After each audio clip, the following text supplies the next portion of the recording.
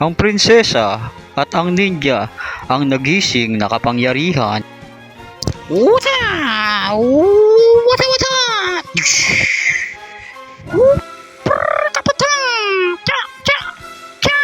Wata!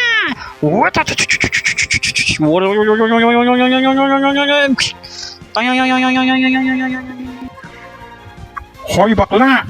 Yung boylet ko ha, chinachat mo sa messenger. Akala mo hindi ko malalaman ha, yung tiwop mo. Pinapakita mo pa sa kanya ha.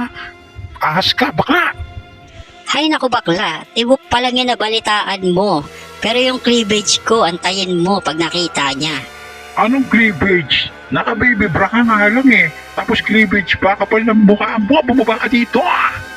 Ay, gaga! Ay, aray ko, B! Yan, buti nga sa'yo. Ngayon warla ka sa akin. Hala, ba't ganun? Parang naging tuod. Wata! Buisit ka? Chismosa ka bakla, paano mo nalaman naka-baby bra lang ako? Gaga, magkabit bahay lang tayo. Alam kong wala kang cocomelon.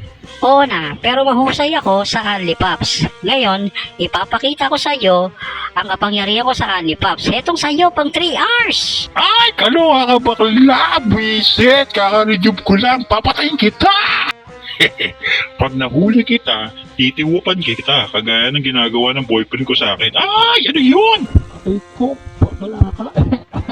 Hilig mo talaga maglaro ng lupa ha. Bumaba ka dito, kakalbuhin dito. Bakla, sige, subukan mo lang talaga. Nahulog ka sa butas. Nakita ba yung butas na yan? Kasi nilaki yan ng tiwop mo. Ganyan kaluwag. Ano kaya gagawin ko sa tiwop na maluwag? Hoy gaga, mas maluwag yun sa'yo. Nagkajowa nga ng negro dati. Kala mo hindi ko alam ha. Aba, marites talaga ha. Nagkaroon ka pa nga ng arabo dati kahit amoy sibuyas pinatos mo. Sala na yan, bakla. Ikaw naman di ka mabiro, bakla. Prince tayo, di ba? Ay!